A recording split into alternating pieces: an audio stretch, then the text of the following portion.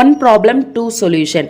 Case button அதுக்கப்புறம் பிராஸை எப்படி க்ளீன் பண்ணுன்றது தான் இன்றைக்கான வீடியோவில் பார்க்க போகிறோம். வீடியோக்குள்ளே போகிறதுக்கு முன்னாடி என்னோட சேனலான ரஃபிசி லைஃப் ஸ்டைல் சேனலை நீங்கள் இப்போ தான் முதல் தடவை பார்க்குறீங்கன்னா மறக்காமல் சப்ஸ்கிரைப் பண்ணிக்கோங்க. பக்கத்தில் இருக்கிற பெல் ஐக்கானை கிளிக் பண்ணிக்கோங்க. வாங்க இப்போது வீடியோக்குள்ளே போகலாம். ஹலோ ஃப்ரெண்ட்ஸ், இன்றைக்கான வீடியோவில் நாம் என்ன பார்க்க போகிறோம்னா எல்லா கிச்சன் உமன்ஸுமே ஃபேஸ் பண்ணுற ப்ராப்ளம் தான். அது எப்படின்னா, சம்டைம்ஸ் நீங்கள் பால் பொங்கி ஊற்றிருச்சுன்னா நம்மளோட கேஸ் ரொம்ப ஸ்லோவாக எரிய ஆரம்பிக்கும் நார்மலாகவே. இன்றைக்கி மார்னிங்லேருந்து இந்த கேஸுக்கான பட்டன் ரொம்ப லூஸ் ஆயிருச்சு. அது மட்டும் இல்லாமல் இது கலண்டும் வேற வந்துருச்சு. எதுக்கு என்ன ஏதுன்னு சொல்லிட்டு எனக்கே தெரியலை. ஸோ இதில் இருக்கிற இது உள்ளே இருக்கிற இந்த ஸ்க்ரூ தான் லூஸ் ஆகிருக்கு அப்படின்றத நான் பார்த்தேன். ஸோ இப்போ அதை எப்படி நாம் ஃபிக்ஸ் பண்ணலாம் அப்படின்றது தான் இன்றைக்கான வீடியோவில் பார்க்க போகிறோம். ஃபஸ்ட்டு செக் பண்ணுறதுக்கு முன்னாடி கேஸை நல்லா ஆஃப் பண்ணிக்கோங்க. கேஸ் ஆஃப் பண்ணிவிட்டு நம்ம இந்த வேலையை பார்க்கணும். கேஸ் ஆனில் இருக்கும் போதே பார்க்காதீங்க, கேஸ் லீக்கேஜ் ஆகும். இப்போ பார்த்தீங்கன்னா இந்த இதுக்குள்ளக்க தான் அந்த ஸ்க்ரூ இருக்கும். இப்போ நான் இந்த ஸ்க்ரூ கழட்டி வச்சுருக்கேன். நீங்கள் பார்த்தீங்கனாலே தெரியும். இது எதுக்கான ஸ்க்ரூனா, நம்மளுடைய அந்த பட்டனில் இருக்கிற ஸ்க்ரூ தான். இந்த ஸ்க்ரூ இப்படி நம்ம மாட்டி விடுறது மூலயமா தான் அந்த இது டைட்டாக இருக்கிறதும் லூஸ் ஆகுறதும். இதுதான் அதுக்கான மெயினான ரீசன். இப்போ நம்ம என்ன செய்ய போகிறோம்னா, இந்த இதை எல்லாத்தையுமே மொத்தமாக கலட்டிட்டு நம்ம நல்லா கழுவி க்ளீன் பண்ணதுக்கு அப்புறமா இதை நம்ம ஃபிக்ஸ் பண்ணுவோம். அதுக்கு முன்னாடி ஃபஸ்ட்டு இந்த நட்டை நம்ம எடுத்துக்கிறோம். இந்த நட்டு ரொம்ப டைட்டாக இருக்குது. இது சின்ன அடுப்பில் தான் இந்த ப்ராப்ளம் இருக்குது. நம்ம மொத்தமாக 2 அடுப்பையுமே நம்ம க்ளீன் பண்ணி எடுத்துக்கலாம். ஆல்ரெடி பெரிய பர்னரில் உள்ளதை எல்லாத்தையுமே நான் மொத்தமாக கழட்டி வச்சுட்டேன். இந்த ஸ்க்ரூஸ் எல்லாத்தையுமே பார்த்தீங்கனாலே தெரியும் எவ்வளோ துருப்பிடிச்சு போய் இருக்குன்ட்டு.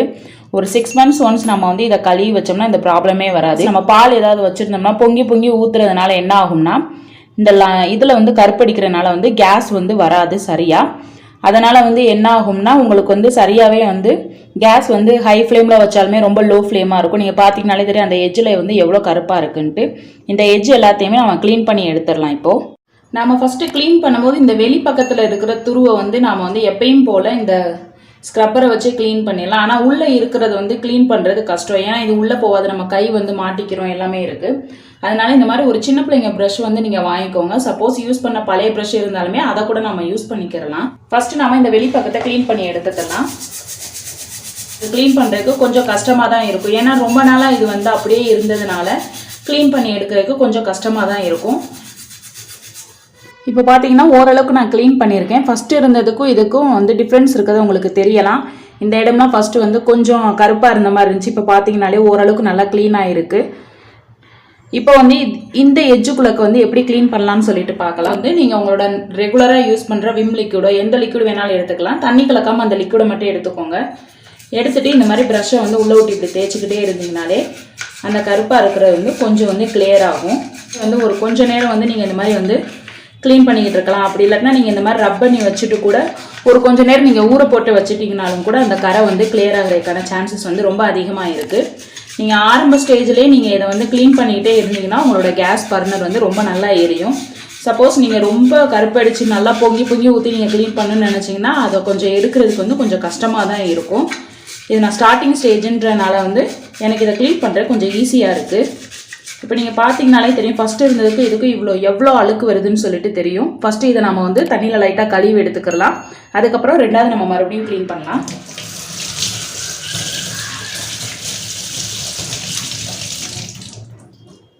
இப்போ ஓரளவுக்கு கிளியராக இருக்குது. இப்போ மறுபடியும் நம்ம அதே ப்ரொசீஜர் ஃபாலோ பண்ணி எடுத்துக்கலாம், க்ளீன் பண்ணிக்கலாம் இருக்கேன். அது மாதிரி இந்த ஓட்டையுமே நீங்கள் நல்லா அந்த ப்ரஷ்ஷை வச்சு தேய்ச்சி விட்டிங்கன்னா அது உள்ளே இருக்கிற அழுக்கு கூட நல்லா வெளியே வந்துடும் தெரியும். ஃபஸ்ட்டு இருந்ததுக்கும் இதுக்கும் எவ்வளோ டிஃப்ரென்ஸ் இருக்குன்னு சொல்லிட்டு பாருங்கள். ஃபஸ்ட்டு இந்த உள்ளே இருக்கிற இடம் ரொம்ப கருப்பாக இருந்துச்சு. இப்போ நீங்கள் பார்த்தீங்கன்னா தெரியும் அது எந்த அளவுக்கு கொஞ்சம் பளிச்சுன்னு ஆயிருக்குன்ட்டு. ரொம்ப ஃபுல் க்ளீன்டாக நம்ம பண்ணணும்னா ஸ்டார்டிங்லேருந்தே நம்ம பண்ணோம்னா நமக்கு அந்த மாதிரி ஃபுல் க்ளீன்டாக இருக்கும். நம்ம இப்போ தான் ஆரம்பிச்சிருக்கோம் அப்படின்றனால இது கொஞ்சம் லைட்டாக தான் கருப்பாக இருந்ததுக்கு ஃபஸ்ட்டு இருந்ததுக்கும் இதுக்கும் நிறைய டிஃப்ரென்ஸ் இருக்குது. இப்போ இது எல்லாத்தையுமே கழுவியாச்சு. இதில் இருக்கிற ஸ்க்ரூ எல்லாத்தையுமே நம்ம இப்போ கழுவி எடுத்துக்கலாம். இப்போ இதையுமே நல்லா கழுவி எடுத்தாச்சு. இதையுமே நம்ம சேர்த்து நல்லா காய வச்சு எடுத்துக்கலாம். நீங்கள் மார்னிங் டைமில் பண்ணிங்கன்னா வெயிலில் காய வச்சு எடுத்துக்கலாம். ஈவினிங் டைமில் பண்ணும்போது நம்ம ஃபேனில் தான் காய வைக்க முடியும். கொஞ்சம் தொடச்சி எடுத்துட்டு நல்லா காஞ்சதுக்கு அப்புறமா இதை கேஸில் ஃபிட் பண்ணுங்கள். இப்போ நம்மளுடைய பெரிய அடுப்பு நல்லா ட்ரை ஆயிருச்சுங்க. நீங்கள் பார்த்தீங்கனாலே தெரியும் எவ்வளோ ட்ரையாக இருக்குன்ட்டு. நான் ஃபேன் காற்றுல தான் வச்சுருந்தேன், அதுலேயே நல்லா ட்ரை ஆயிருச்சு. அது மட்டும் இல்லாமல் நான் துணியிலையுமே நல்லா தொடச்சி எடுத்துட்டேன். நம்மளோட நட்டையுமே நல்லா வந்து ட்ரை ஆயிடுச்சு. இப்போ நம்ம இதை வந்து ஃபிக்ஸ் பண்ணிடலாம். ஸ்டவ்வை வந்து பின்னாடி திருப்பி போட்டு நம்ம எப்படி ஃபிக்ஸ் பண்ணணுன்றதை காட்டுறேன் நான். இதை ஃபிக்ஸ் பண்ணுறதுக்கு முன்னாடி இந்த பெரிய ஆணியை வந்து இதில் வந்து விட்டுக்கோங்க. அதுக்கப்புறம் இப்போ நம்ம இதை வந்து திருப்பி போட்டுடலாம். இப்போது நம்ம இந்த நாபை வந்து இது உள்ளே விட்டு தான் நம்ம வந்து ஃபிக்ஸ் பண்ணணும். இதை இப்படி வைக்கிறதுக்கு முன்னாடி ஃபஸ்ட்டு இந்த இது வந்து இது உள்ளே இருந்துச்சு. நீங்கள் ஃபிக்ஸ் பண்ணும்போது வந்து எது எங்கே இருந்துச்சுன்னு சொல்லிட்டு நல்லா பார்த்துக்கோங்க. அப்போனா தான் உங்களுக்கு ஃபிக்ஸ் பண்ணுறதுக்கு ஈஸியாக இருக்கும். இல்லாட்டினா வந்து நீங்கள் மறந்துட்டிங்கன்னா கொஞ்சம் கஷ்டம். கீழே இந்த நட்டை வச்சு டைட் பண்ணதுக்கு அப்புறமா தான்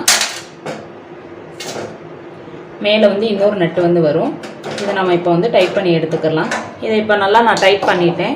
இப்போ இதை நம்ம இது உள்ளே ஃபிக்ஸ் பண்ணுவோம். போகலை. இப்போ இந்த நட்டை இது உள்ளே போட்டுட்டு இதையுமே நம்ம ஃபிக்ஸ் பண்ணிடுவோம்.